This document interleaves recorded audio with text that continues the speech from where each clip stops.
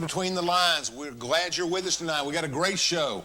All the talk in Anderson and Roane and everywhere else has been partisan elections.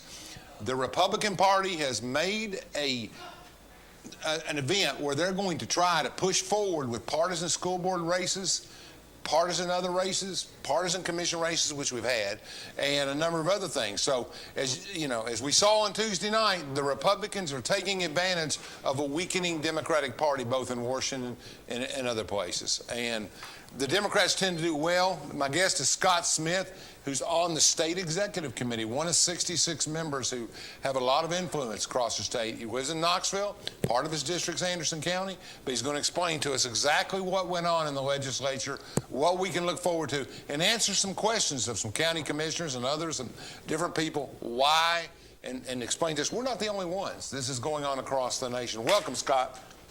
Glad to be here. Scott's my friend. We've known each other a while. Now, obviously, we're both political and done things. So we get a lot of rhetoric. We get a lot of things going on, and everybody says, well, and basically surrounding masks mandates, which I think is kind of funny. COVID has gone down from 800 cases to 192 in Anderson County in the last 2 months, and our football stadiums are full. Everything's full downtown. I mean, it's kind of like jury nullification. People are done with it. They don't want to do it anymore. They don't care what the rules are. They don't want to do it anymore. And we saw that in Virginia, where the parents took back control of their schools. And that wasn't a mask-only issue. But, there were a lot of issues there, my friend. But they just came in and said, you're going to do this, you're going to do this, you're going to do this. And even liberal parents, there was a coalition of people, parents took back their schools. I was watching last night as the returns were coming in, and there were diehard Democrats speaking very purpley Republican-esque last night, and it wasn't, and it's not because the new governor-elect in Virginia was throwing out red meat. He was trying to be common sense, and I think that he was running to be governor of all the people, not just a section of the people. Yeah, and I think that's a great lesson for all Democrats and Republicans to learn. Sure. You're running to be the elected person for all the people who live in your area, not just a certain section. That's getting more difficult as we polarize more. I mean, it is. Running for, the family in Crossville, Tennessee may not be the same as the one in downtown Nashville, but there are some central rights and stuff. So let's talk. So let me give you the story. So we get up, everybody, Knoxville goes, and a couple of families get a federal judge to come in and say, you got to wear a mask. All heck breaks loose in Knoxville for about 30 to 60 days, and it's still a problem, et cetera, et cetera. So House Speaker Cameron Sexton, I think, I give him credit, was a leader and said, we're going to call this thing. I think probably Senator McNally was less enthusiastic about it, but supportive. He was supportive. And so they went down and they got it done. It just got too big a buildup. I mean, people were getting more and more frustrated in the Knoxville school system situation. Kind of just threw it over the line. So now that we have a special session, right, here we go. They're going to take up, they're going to address all the issues at one time. Anderson County Commission passed a resolution to send to Nashville for a private act to make them exempt from the partisan thing and all that, try to do that. Never got off the mayor's desk, never got sent down to Nashville. And then they turn around and they pass partisan school board elections. We'll see your commission, we'll double you. Right, and to the point, going to Nashville, how that's working, there's been 6 government boards that have protested and requested a private act since we started going partisan primaries, right. And each of the 6 private acts have been defeated. Okay. So we're not the supermajority in the Tennessee legislature is not going to make any exemptions for the things they're trying to do. That's logical. And I was there 30 years ago. I don't think the other side would have either. And so I think that's just politics. I mean, Right. I can remember when Speaker Nafee was in charge. He ran a tight ship, and Cameron runs a tight ship. It's only human nature. Yeah. When you're not in charge, you're complaining that you're not in charge and woe is me. And when you are in charge, it's, hey, things are great. Tell me a little bit about, they got down there, and obviously they had to deal with the mask mandates, and they wanted to give people rights, parents' rights, people different issues. And I think Oak Ridge schools, in a sense, they got a chance to opt out. They gave you an opt-out. Okay, so my son goes to Oak Ridge High School, and you know my son, but he doesn't wear a mask, and a third of the students don't, or half and half do, and it kind of works, in my opinion. I think it's fine if you want to wear a mask. I don't have a problem with that. I think it's just the individual's choice what they want to do. I would say that the Republican Party and or just conservatives or moderates are showing their belief that individuals have personal choice. Democrats have been saying that they're for personal choice for decades on certain things. Sure. So now we're showing where we're for personal pro-choice in other areas of our lives, because really you should be in charge of your life. Yeah. Fail or succeed, you need to be in charge of your life. Okay, so let's start by talking about masks. What has changed in the mask world after this special session? So, as I was looking at the outcomes of the legislature and just reading the text, the legislature tried to thread the needle. Okay. The legislation is not like South Dakota or Florida or Texas, where it directly confronts the federal government's authority. Okay, let's talk about that. We all had civics in ninth grade. How can the states challenge the federal government's authority? Through the courts? Yes. Okay. Yes, of course, because we are guaranteed in the Constitution that states do have sovereignty, and it's explicitly laid out in the Constitution the powers that the federal government has, and it explicitly says the powers that are not specifically given to the federal government are reserved for the states. That is correct. It also says the states shall pass no law that is in accordance with those rights of the federal government. Right. Okay, so masks, we're thinking that's within our jurisdiction, state level. Right. There's not been any federal legislation about masks. Right. I actually think that if there was federal legislation about masks, it would go straight to the Supreme Court and likely not win. Yeah. So yes, I think this is a state's sovereignty issue, a state's rights issue, and it's and rightly so, because that's the mechanism that our whole governmental system has worked for the past 200 years, is that this is our sandbox, this is your sandbox, this is how we play by the rules. Well, and you go back to the early colonial days, everybody was very hesitant of the federal government because all of these states, you know, I'm over here in Virginia, but you're up there in Massachusetts. We could give a history lesson on that, but the bottom line is, then you got Georgia. So you're talking about all kinds of different environments and settings and issues in those days. So they didn't want the federal government to get too far outside. Now, we all know that the Federalists pushed that, and we know the history. So the question is, and I think to the benefit for the most part, in my opinion, but because we've been able to separate it and work with it. Okay, so the mask, what exactly passed on? You said they went a different direction. They threaded the needle. They didn't challenge because they give exceptions. And they're different from Florida and South Dakota because they give exceptions to Tennessee companies who have federal contracts, and they didn't want to put locally owned Tennessee companies in a position to where they would lose their contracts. Gotcha. Because they weren't doing the mask mandate. And as a person who works for a contractor, it's a real issue. Yes. Because, I mean, vaccines are probably bigger than masks, but on that frontier, but still. Well, it's of course, mask mandates are more visceral because they're visible Sure. and right there in Sure. front of everyone to see. And so what's going to be interesting, and I think that we've talked about this a little bit, is what's going to happen with the local governments who choose that they're going to not comply with the new freedom laws for people regarding masks, that they're still going to mandate. And that might be like a Shelby County or a Davidson or a Knox, somebody. Okay. Right. So more of the inner city types or the urban types, yeah. Or very progressive municipal government cities. Like Oak Ridge, maybe. Well, maybe. Maybe. And so, as of this morning, for instance, the convention center and the Coliseum in Knoxville, you're still under mask mandate as of this morning, that you can't utilize the facility without wearing a mask.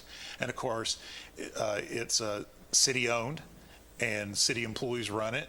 And so they follow to the new lines, which says that local governments cannot require you to wear a mask. The places where you have to wear a mask, or where they have given exception, basically are doctors' offices and hospitals. They've carved out that for right now.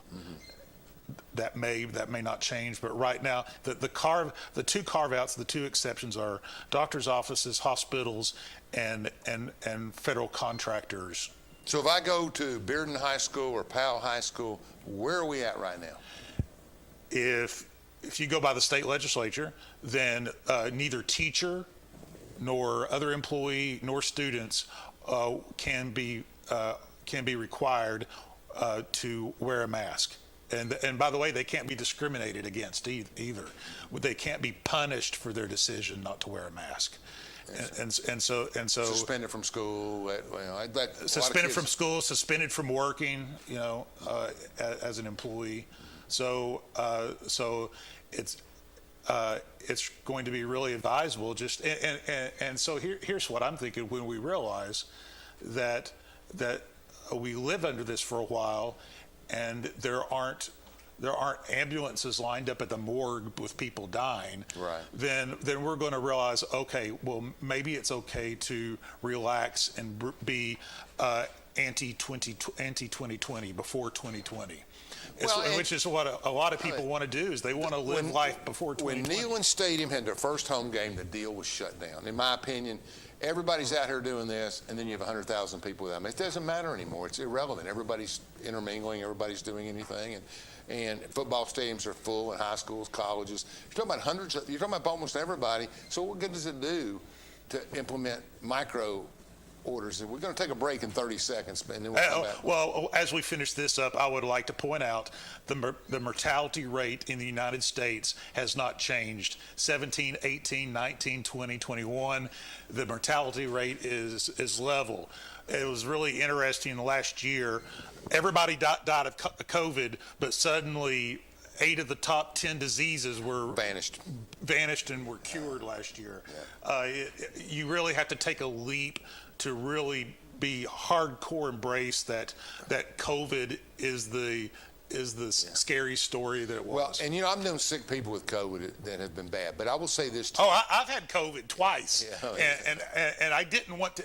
It wasn't a good feeling. I didn't like it. But I think that we'll talk when the issue comes back is simply that, when you put financial incentives in place for treating COVID and doing things, it motivates a diagnosis, I think, sometimes, not to take away from the true diagnosis. Okay, we'll be back in a couple of minutes. Well, stay tuned. Scott Smith's getting the download on the state legislature. Thank you.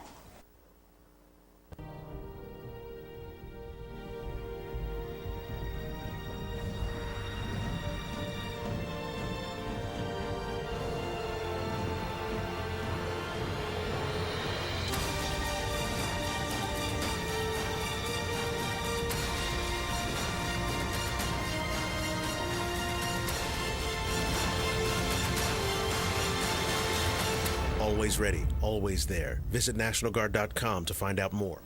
I'm Andrew Saul, Commissioner of Social Security. I'm here to warn you about telephone scammers pretending to be government employees. Some of these scammers may say threatening things like you will be arrested if you don't make payments or provide personal information. Do not fall for these tricks. These calls are not from us.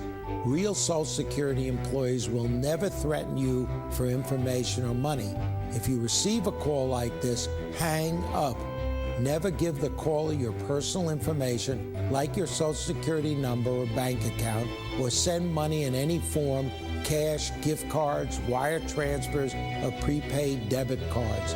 Report the call to our law enforcement arm, the Office of the Inspector General, at oig.ssa.gov.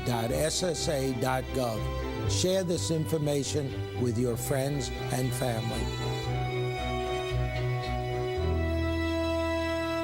Roger Miller is a conservative and lifetime resident of Anderson County who has served as Sessions Judge since 2014. Judge Miller has adjudicated more than 30,000 cases, both civil and criminal, over the past 7 years. Roger is a graduate of Clinton High School, and he volunteers time coaching youth sports and serving as an instructor. A paramedic for 12 years, Roger worked saving lives at the Anderson County EMS, MedFlight 5, and Methodist Medical Center. In 2022, let's re-elect Roger Miller, General Sessions Judge.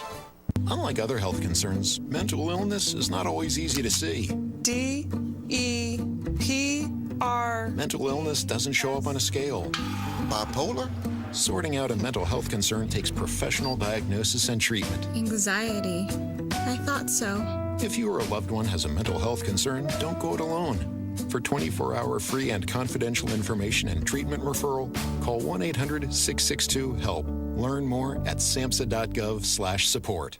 Hello, I'm District Attorney General Dave Clark. My fellow DAs and I successfully fought for new elder abuse laws and procedures that have police departments and agencies using improved tools to protect our seniors. Victims of elder abuse are often unable to recognize or report abuse themselves. They need your voice. If you suspect abuse, contact local law enforcement or Adult Protective Services. Let's work together to protect our seniors. Ryan Spitzer has been a prosecutor in Anderson County since 2007, prosecuting more than 2,500 cases over the past decade. Ryan has been the Drug Task Force prosecutor for the past 7 years. Ryan donates time working with local nonprofits.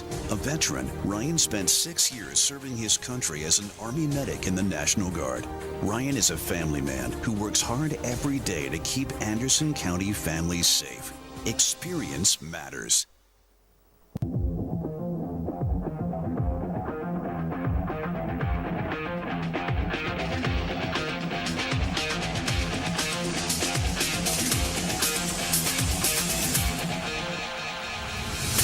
Welcome back to Between the Lines. We're talking to Scott Smith. We've covered masks. We're going to move into vaccines. Again, let me remind you, the Tennessee legislature, House and Senate, had a special session a couple weeks ago in which they passed a number of laws in that special session and overrode some stuff and kind of got clarification on a lot of the disputes that are going on.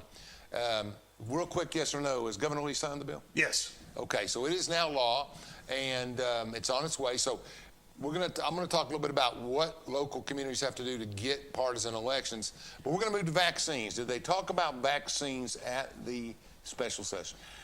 Yes. Okay. And it is along the same lines of masks. Okay. That they put in gray area if you have Like a if you federal work contract. for ORNL, if you work for Y12 in this area, those guys are exempt. Yes. And my contractor that does work there, we're exempt. But again, if you work for the state or for a local government Right. or for a private business, You're not exempt. you're not exempt. You do not have to. You do not have to get a vaccine. In fact, it says, I think the language is that you're not allowed to ask if they're vaccinated or not, and so they can encourage it, they can offer it if they want to. That's their freedom of speech, Right. but they can't mandate that you have it, and they can't discriminate. They can't discriminate against you if you don't have it. And there's been, let's be fair, I got a vaccine, I've had zero problems with it. Probably will get the booster. My wife wouldn't get a booster if they paid her $1,000 to take it. She's had so many physiological problems from the first shot that she says, there's no way, I'm not getting into that. Alan, I got the shot, and 11 days later, you were talking to me on the phone, Yeah, having I remember COVID. you were sick, yeah. So I don't know, when you get But the do shot. you talk to people that have side effects from it? I mean, I talk to a lot of people, women mostly. Yeah, former state representative Eddie Smith.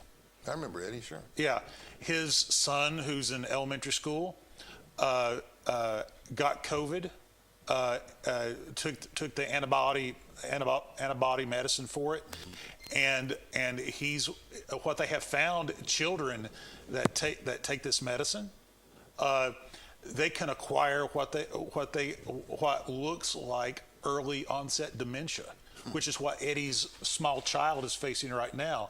It's affecting their thinking mechanism. Yeah, and he said, and so they're trying to come up with an anecdote for these small kids who took the medicine, who are having serious memory disabilities. Wow. And I mean, it's sad. I know that Eddie and his wife Lana are just beside themselves about their son. So there are side effects. Yeah, and I think all medicines have that. I think, to be fair to the government, but I don't want to get too political, but there was a rush to cure this thing, and there was a rush to get the vaccines out, and the 8-year process of testing, or 7, became 9 months. So you're going to have a problem. So part of the language in the legislature is that we support the idea of natural immunity. Right. And so that's in the bill, which we call herd immunity mostly. Herd immunity, natural immunity, and so it's specifically written that we believe that that natural immunity is the first line of defense against any communicable disease. So, well, I have a friend, very progressive, retired immunologist, we'll say, or whatever you want to say. He studied diseases, very progressive, very liberal, very progressive. And he told me, very smart, Nashville and New York, he said, it's all a waste of time. Until this thing runs through, just like all of the other things that we've had, it'll go away. He said it'll last 2 or 3 years, and it'll become the flu. It'll become another strain of flu. He said, but you're not going to cure it with a vaccine. You're going to cure it by getting it through the herd and doing that. So I know a lot of people, despite their political affiliations, one red or blue, they really have some issues. At the same time, I would argue personally that the vaccine's probably done some good. But that's my voluntary opinion. Now, I'm not being forced to say that, So I think so. I think the masks have been relatively inefficient. I mean, that's my opinion. Have you ever seen a kid with a mask? So, I mean, it's just they don't work. If you know the a true N95 nurse's mask, if we strap that on everybody, probably would work. No, but these little baby blue things that you put on, UT balls, Grizzlies, whatever. Yeah, I agree with you. So it follows the same. So then we branch out, and all of a sudden we're into partisan politics. Tell me how that happened. What came up? As it specifically relates to Anderson County. Well, no. Did Anderson County have any role? Did they have any influence in this thing? I don't think they were the motivator. I think Knox County was the motivator for the session. But my question is, why'd you get on partisan school boards? Where did that come from? But you were talking about it 6 months ago. Yeah, it was. So the whole idea is transparency. Elected officials statewide and school board elected officials statewide have been able to hide under the guise of nonpartisan, so they don't have to give the constituency a clear understanding of their political philosophy and how they'll vote. And so this brings clarity. And so for areas that are clearly Democrat, they're going to vote for people presumably who share their values. And the people who are Republican, they're going to vote. They now can clearly vote for people who share their values. Well, and I think the two arguments against that have been, and I'm going to articulate for all of my nonpartisan / maybe Democratic friends who are running that way. Their argument is the system's working. The system isn't working. Okay, well, that's our argument. The system's working. We have a very good working body that works together, that passes good stuff, and we work with our mayors, and we just haven't had any issue of theirs. We've had one property tax increase in 15 years. It's good, and I'm going to tell you my counter to that, and I think that's one. And the biggest other gripe is that it precludes partisan elections keep 12 employees, O&L employees, post office employees. It restricts who can get involved in their community. And number 3, doesn't a community in a small commission district, which is not what I don't think that the legislature is directed to fix Morgan County and Fentress County. It's bigger issues. But the bottom comes down to, don't I know the people in my neighborhood, no matter what brand they are? And so it's up to each county to make the decision. Right. Good point. The county, each county in the state of Tennessee, the parties, both Democrat and Republican, can decide whether they want to have primaries for any offices, all offices, or no offices. And so it's up to the local parties in each county to decide whether there's going to be primaries or not. Well, let's get this straight. You're on the executive committee for Anderson County by nature of your position. I'm on the state Republican Party committee, and I represent Anderson County, Loudoun County, and part of Knox County. But my point is, when the Anderson County Executive Committee votes, you get a vote. Yes, I do. Okay, and you're an advocate of this because, as you've explained, this isn't new. It's going on in the majority of states in our country that there's partisan school board elections. Oh, yes. So this We're late to the party. Yeah, we're late to the party. So that's a justification in itself, in my opinion. But so you're getting here, and you've been in vote. The vote was unanimous. I was in the meeting. I was in the back of the room, but every executive committee member voted to include school board elections. At that time, it was commission elections in Anderson County. If we wanted to do it, the Republican State Party would support that. But they gave every local community the option. Right. So in some small counties, they may opt out of that. They may opt in. It just depends. Yeah, there's a good number of counties, the small counties in particular, who don't have primaries. Right. And so they either run as independents, and then of course we have some caucuses instead of primaries in the state. Caucuses do. Oh, so let's take Campbell County an example. Campbell County doesn't have primaries. They all run in August. You have no May elections. Judicial, which my specialization is judicial in that kind of area. So judicial, district, they all run one group race. In fact, I don't know, it doesn't even require plurality. If you win 34 to 31 to 26, you get to be the guy. Right. Because there's a lot of three-way races in those small counties. So those people aren't even affected by this because there's no primary to enter, correct? Correct. You can't just establish our... Well, you have to, like Campbell County, if they had wanted partisan county races this coming election cycle, this coming August, the Campbell County Republican Club would have had to have declared to the Campbell County Election Commissioner, we're holding primaries this. It's a simple vote by the county party, and it has to be registered with the County Election Commission. Even if no one else did, they could have their own primary in May. Yeah. I got it. Okay. So we got about 2 minutes for our next break. So we're at that point where we're deciding. So Anderson County, let's make this clear to everybody here in Anderson. Now, Rome doesn't have primaries either. No. It's up to the local parties in each county whether they're going to have it or not. Loudon have them? You represent Loudon? Yes, they do. Okay. So, and you tend to see, does Memphis have them? Does Shelby have them? Oh, yes. Because they're going to protect their, that's right. See, so Shelby County will protect their Democratic interests, Nashville, Davidson will protect theirs, and Knoxville protects the Republican side of it in the county system. So that's just the nature. If you're dominant, you're going to have primaries. If everything's basically equal or a small county, you won't. So so everyone on that committee, all the way across, except for Mayor Terry Frank, exempt. I think she skipped it. She did not vote for it. She abstained. But everybody else in that committee voted for it, supported it all the way down the line. So that's the end of that. Now, school boards. Terry Isbell did not support it. Tim Isabel voted for it. Huh? Tim Isabel? Yeah, he didn't vote for it. He voted no. On the meeting? Yeah. Huh. Okay. The word on the street is he voted yes, and it was unanimous in the minutes. He emailed me and told me he didn't. So. Well, that doesn't mean okay, I'm not going to get into Tim's vote. You can look it up somewhere, but if he doesn't, when they had the commission, you're talking about a different vote. He's talking about when the county commission sent the resolution up, he's the only one that voted no. Yes. But in the executive committee meeting a month ago, 3 months ago, when we decided to do this, on the executive meeting, I think he voted yes. That's correct. Okay. We're on the same page. We got to make that correction because there's a lot of but he did vote no. He didn't want to pass the private act, and I get that because they challenged him on it, and he said okay. He wanted to abstain, and they said you need to weigh in. He said I'll weigh in. No. So that's where he was at on that. So I get that. That's good, I think. So we're going to see where it goes. When we come back, I want you to explain how long each county has to weigh in on school board partisan races because they have apparently 30 days from the day it passed. Yes. So we're going to talk about that. We'll be back.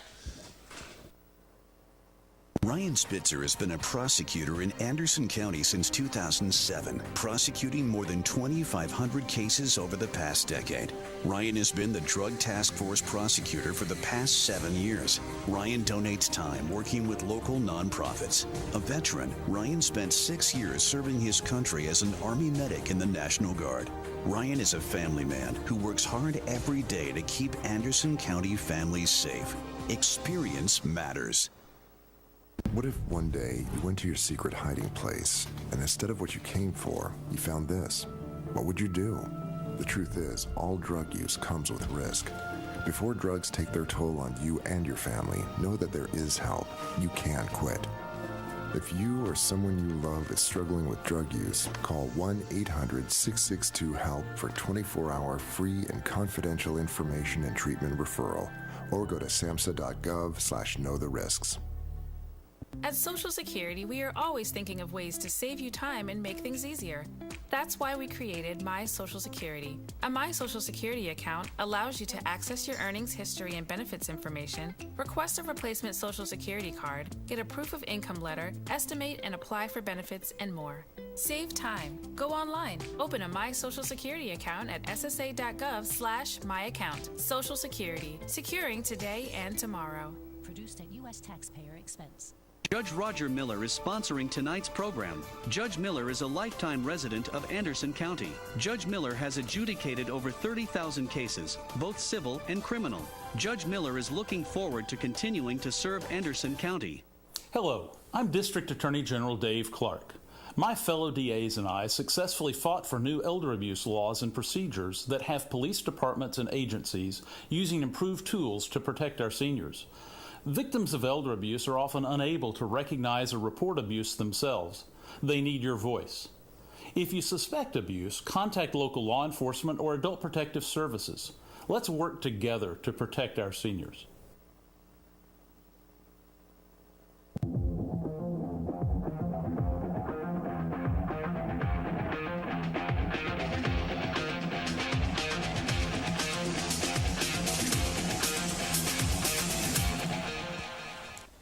Welcome back to Between the Lines. We're talking with Scott Smith, who is a state executive committeeman of the Republican Party in Tennessee, a Knoxville resident. He is explaining to us what happened in this special session. It's been very interesting.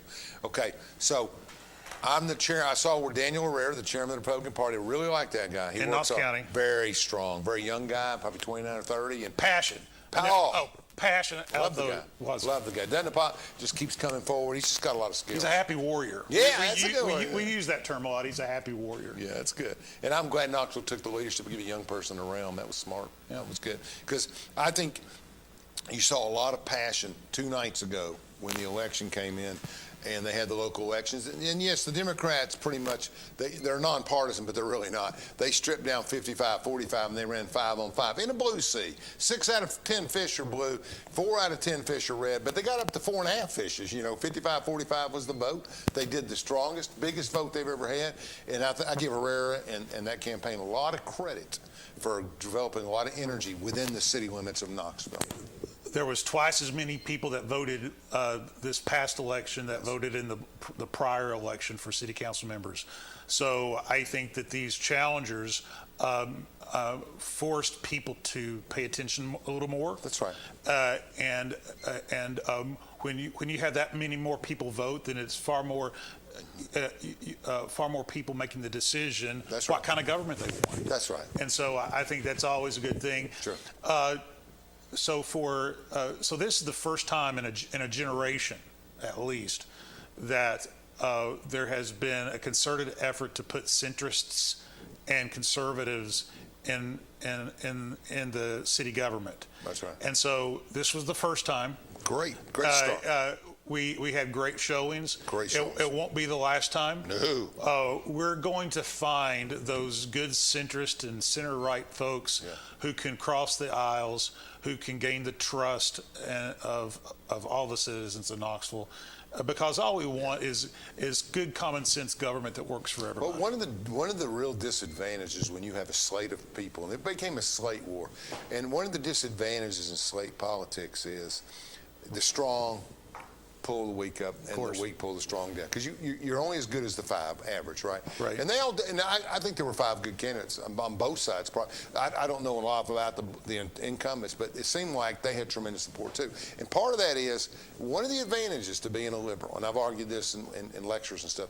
One of the advantages is that well-trained social environment. You got the environmental group working for you. You got this, and they can bring all that network of people that share their beliefs, and they go out and enforce. Republicans are more independent-minded. We don't. There isn't a I'm for save the lions, and I'm going to get in there and help. You get a little bit of work out of. There's a pro-life. Of course, that's countered by pro-choice. And I just think Republicans learn to get together and band a little better. That's a very. It's always good to understand your own weaknesses. Yeah, sure. If you want to be stronger. Yeah. I actually have been talking with leaders for over 3 years now, saying, look. When the Democrats get together, it's not just Democratic Party members. It's ACLU showing up. Sure. It's the pro-choice crowd showing That's right. up. It's all the little interest groups showing up, and they all come to the big tent, and they all make their deals and make their agreements with each other. And and they got to admire that in politics. Oh, I'm envious. I'm absolutely envious. They know how to organize. Because Republicans, they don't have. We don't have the people from the National Right to Life. We don't have people from the NRA. In local politics. Yeah, we're not banding together like the Democrats are, and the Democrats are smarter than us at the moment on that issue. I really I think they're fighting to survive too. In the state of Tennessee, they've got pockets and they're fighting to survive. And I thought that both sides did a really good job. I don't want to dwell on 2 nights ago. I just want to compliment both sides for very being well organized. And I thought that the centrist Republican, because it became a Republican Democrat battle, but I thought that maybe the better word's Republican and liberals.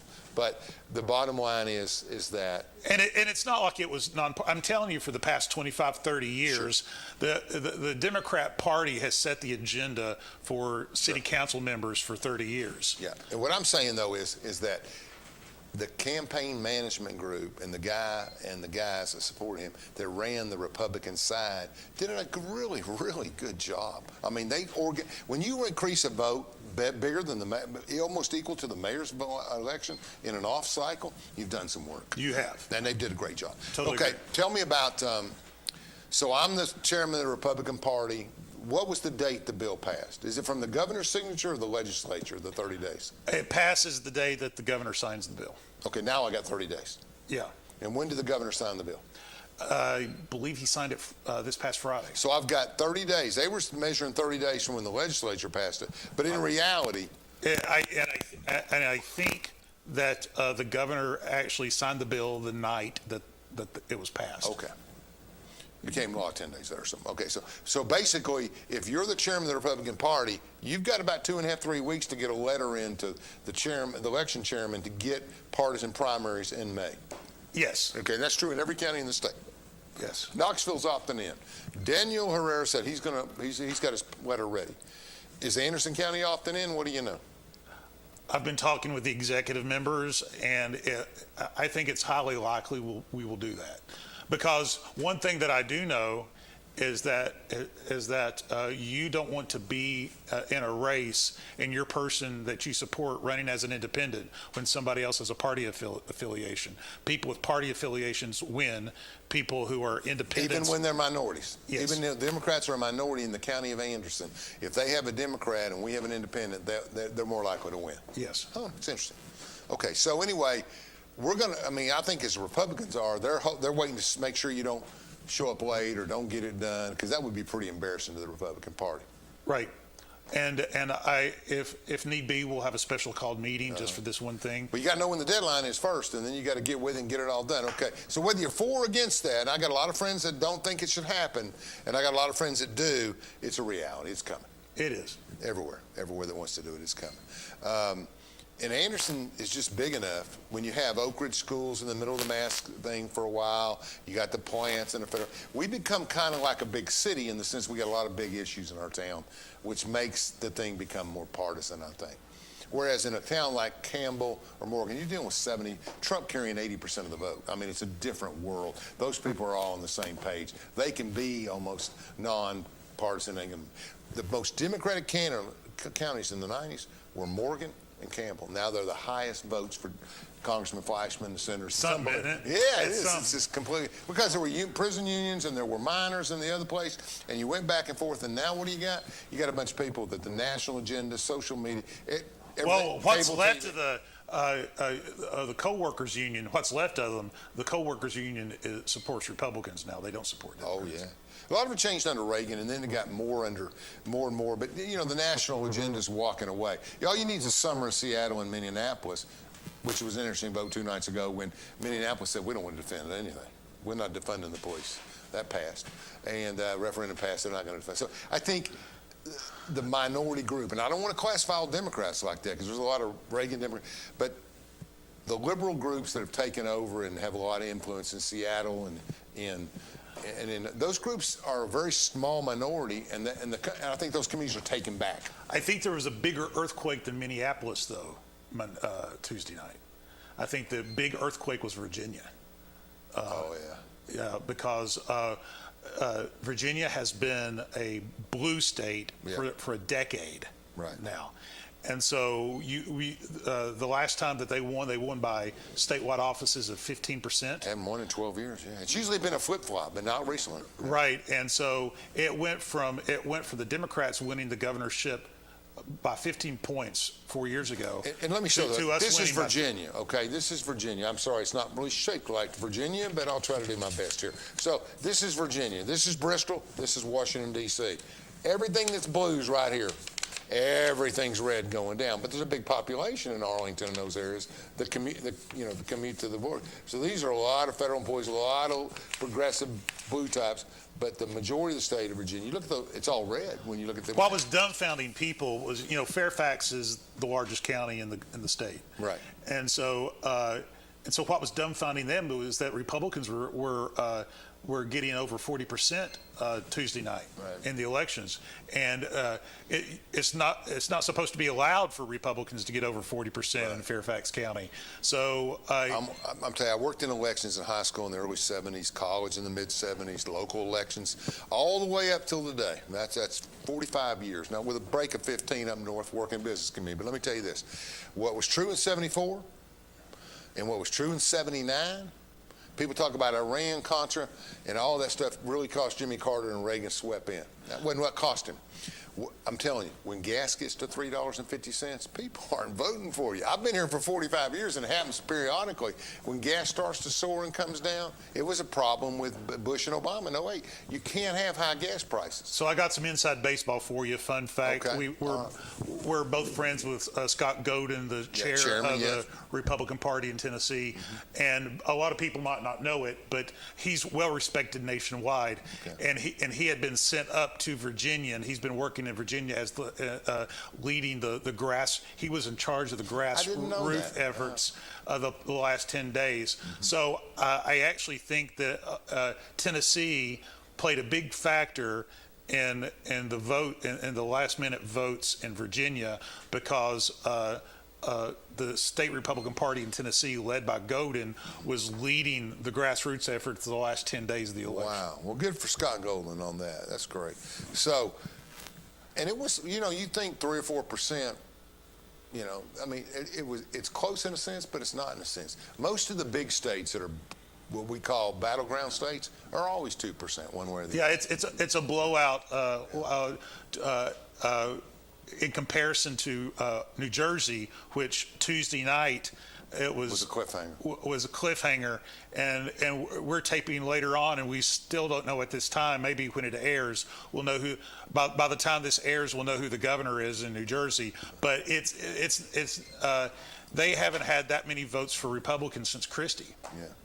And it's amazing, and it was all about how were the citizens treated by the state government in 2020. I always love Northeastern politics when you get an Italian family running against an Irish family, the Murphys and the guy. It's always fun up there because there's large ethnic populations. I'm a fan of Jersey. There's a lot of great people up there. It's and people don't realize Jersey, I'll get my map out again. Jersey on the top is New York City, Bayonne, but down here is Philadelphia. So there's a big stretch running down the Jersey Shore there. So, it's interesting. It is interesting. So what else came out of the convention? The special session? Yeah. So the two primary things were the mask mandates, the vaccine mandates, and county school board primaries. Right. And hey, this was our third special session in a year. I think that we've now have a record for how many special sessions we've had in 1 year. And so we've really worked our legislature hard this time around. Well, good. They earned their money, didn't they? They certainly earned their money. They get paid any extra for special sessions? Yes, per diems. Per diems, yeah, that's nothing. I mean, that's a volunteer job almost. They get paid 20-something thousand. They get paid the same level in the state legislature that a school board member in Knoxville gets. Yeah, so it's not a lot of money. And a special concession, they get their per diems, Yeah. So it's not bad. It's interesting. It's interesting. Okay, tell me about, so they passed this up. Was there any special little idioms that we'll never hear about that will come out, some like you have to turn left in a right lane or something? Or will we hear anything that came out of this? What else was on their accomplishments? No, I really think that was it.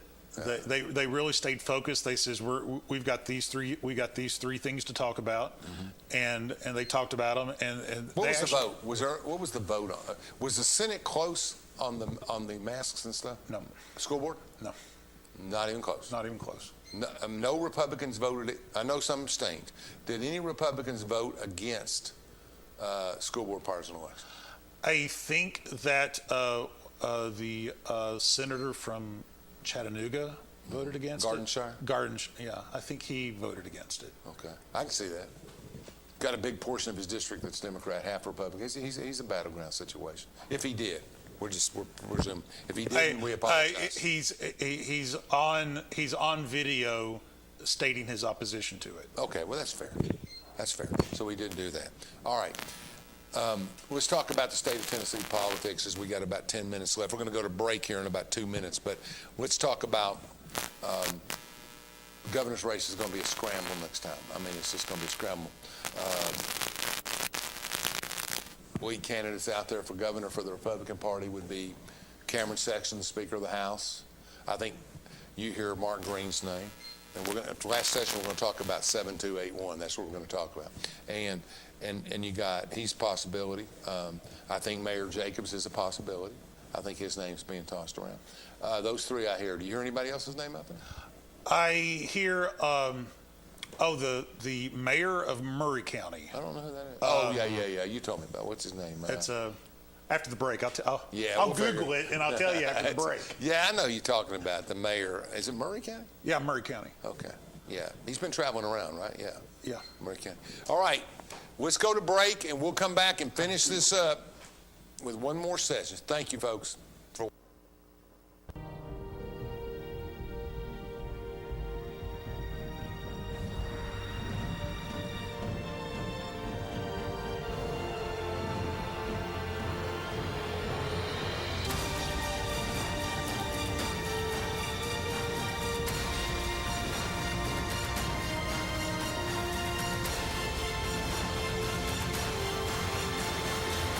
Always ready, always there. Visit NationalGuard.com to find out more. Roger Miller is a conservative and lifetime resident of Anderson County who has served as Sessions Judge since 2014. Judge Miller has adjudicated more than 30,000 cases, both civil and criminal, over the past 7 years. Roger is a graduate of Clinton High School, and he volunteers time coaching youth sports and serving as an instructor. A paramedic for 12 years, Roger worked saving lives at the Anderson County EMS, MedFlight 5, and Methodist Medical Center. In 2022, let's re-elect Roger Miller, General Sessions Judge.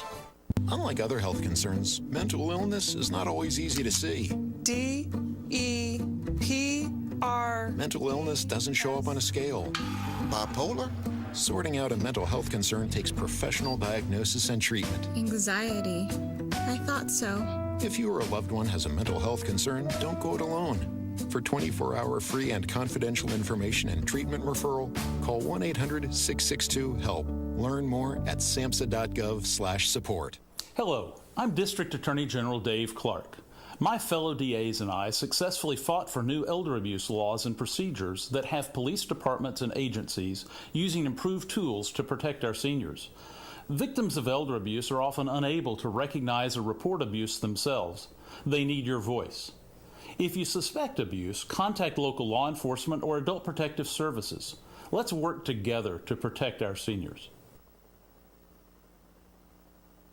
Ryan Spitzer has been a prosecutor in Anderson County since 2007, prosecuting more than 2,500 cases over the past decade.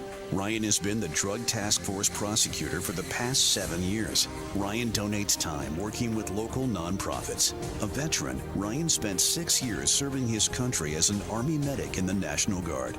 Ryan is a family man who works hard every day to keep Anderson County families safe. Experience matters.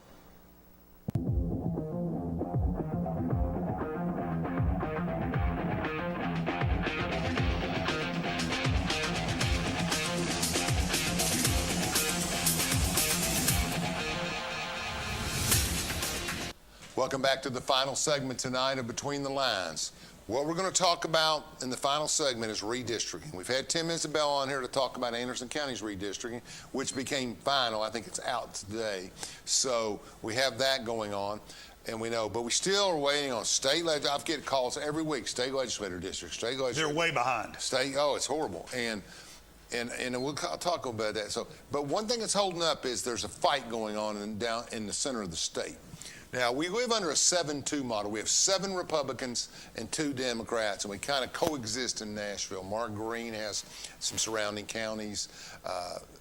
Congressman Cooper, whose brother's the mayor of Nashville, has Nashville. And the redistricting, there's one group of people, I understand, that want to cut Nashville, split it up so you could get a new candidate there and give Green more of this area and somebody else more of that area. Make it a little more difficult for Green, but a little more difficult for Cooper. And that would give just a chance at winning 8 of the 9 seats and adding a Republican to the House of Representatives. The other group says, that's great for today, but it'll be problems in 6 or 8 years. You need to think about what you're doing. So are we going to end up with a cut Nashville, and is redistricting going to look different, or is it going to stay the same up in that district? What's your gut feeling? I really think it's going to change. Okay. I really think that Green is going to acquire more of Nashville than he anticipated, or probably that more than he wants. So, but it's out of his hands. It's all Cameron Sexton gets to be the decision maker. But there's 3. There's not. But there's 3 people. Does McNally and the governor have a 3rd, right? Right. Why does Cameron get to do that by himself? Maybe I don't understand. I don't think I just think that he's the force. I will tell you that it's Cameron set up the House committee to do to draw up the lines, and of course Lieutenant Governor and Governor approve of that. But it's the House that draws up the lines. The House draws up the lines. The governor and the lieutenant governor say yes or no. Personally, does the 3rd district or the 2nd district change much? I would say yeah. If they cut Nashville up, now we got a mess coming this way. You got to pick up. You got to go this way, right? So there is this great sucking sound of votes going on right now. Right.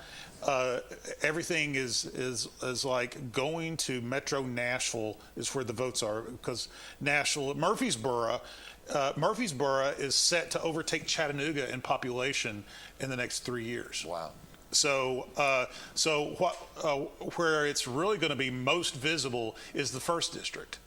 The 1st district. She needs votes. Yeah, the 1st district. There's going to be 3 or 4 entire counties that are going to have to be put in new with the 1st district in order to comply with the distribution. And so that means if the 1st district is taking 3, maybe 4 counties, that means that Knox County has to, the 2nd congressional district has to shift, because it's going to be giving up counties to the 1st district. And so there's going to be this shift. It's going to shift all the way across. Yeah, it's going to be a ripple effect. Yeah. Nashville and the surrounding counties is where the clear growth in Tennessee is. No question. Followed secondly by Knox County. Yeah, Knox went up a little bit. Yes. They got to give up some territory. Metro Nashville is the fastest growing. Metro Knox is the 2nd fastest growing. And then Tri-Cities is shrinking. Chattanooga is flat. And Memphis is shrinking. So it's having to realign. I think because Knox County metropolitan area grew so much in comparison to the other states, national notwithstanding, that probably our state rep and state senator districts are going to look very familiar, the same to very familiar. But you won't be. I think actually in Knox County, Senator out of Jefferson County, name escapes me. He's got 7 precincts to Knox County, and I think that the Jefferson County senator is going to lose those 7 precincts in Knox County, which is going to make Knox County represented by 3 senators, not 4. Okay. Anderson and Roane stay in the 3rd district. I'm hearing yes from the senators, but I haven't talked to any House people. Yeah, I think that's largely due to Congressman Fleischman. And his energy abilities. Yeah, his energy, his abilities. I don't think that the state government wants to detract from Congressman Fleischman's ability to help out Oak Ridge. Yeah. And his love for Oak Ridge, by the way. No question. Fleischman absolutely loves the people of Oak Ridge. And all of Anderson County and Roane. And I'm looking at a map here, but I think McMinn and Monroe go. I think they're going to go up the hill. That's what I think, first or second. They'll move up. That's a pretty smart bet. Yeah, I think it comes around us in that sense. And I think the second will stay pretty intact. Have to give up a little bit. But I actually think they're going to, the second's going to give up Claiborne, Union, and Granger. It doesn't have Union. We have Union. They're going to give up Granger and Claiborne. Okay. To the first. To the first. I think so. And we'll give up Union and a couple others. That's right. We being the third, right? I think it gets interesting because I think that the number went up to 785, I believe. The district now has 785. Used to have low sevens. We just barely missed a 10th district. It was close. We almost got 10 in the state, right? Yep. Yeah, it was off about 34. A lot of people are moving here. Oh, yeah. A lot of people leaving California. Yes. Yeah. And Texas is growing. Yeah. I've got... freedom. People want freedom. They do. I mean, it's just, you can't be regulated on everything. It was so funny. They did the... And I want to say local governments have benefited a lot from the stimulus. Internet tax in Tennessee helped with the stimulus, and they haven't had to raise taxes, et cetera, et cetera. And they put all these regulations on. And you know, all of the stimulus money, the biggest corporate benefits was fossil fuel companies. They got a windfall on that, you know, because they hire so many people and they do this and that. So in the end, the more money went to fossil fuel companies out of the Democratic spending than did the Green. That's irony for you, isn't it? I couldn't believe it. It's unbelievable. Tennessee's, what, 71 House people or 72? What's the number of House? Do you know the number? How many people in the Tennessee House are Republican? Out of 99. Right. Okay. Out of 99, I think that we have 78. That's crazy. That's unbelievable. That's the highest of any time ever. What about Senate? It's like they get 7. There's 33 senators, and I think that we've got 26. Yeah, 26 to 7. We're super majorities. Oh yeah, and it's interesting. I will tell you this fun fact: the Republicans have had super majorities for about 8 years now in the state, but because of how things work. The Democrat loyalists are still in charge of the daily running of the government. So, one thing to understand is that Scott runs for office. He doesn't get to be an SEC member, and I don't get paid. And he doesn't get which that really just ticks me off. Because every 4 years he got to spend money to get elected. So anyway, he represents all of Anderson, all of Loudon, and the Strip of Knoxville. What part of Knoxville? Carnes, Powell, Norwood. All of Powell. I thought. Powell's, our buddy over there is... Carnes, Powell, Norwood. Norwood, okay. That's very conservative country. Very conservative. I want to say congratulations to all the people that had a big success this week or volunteered to run for office, whether it's Virginia, local mayors, city council. I thought everybody did a great job. It was a good year. It was a good week for citizenship and getting out there and doing stuff. And people decided.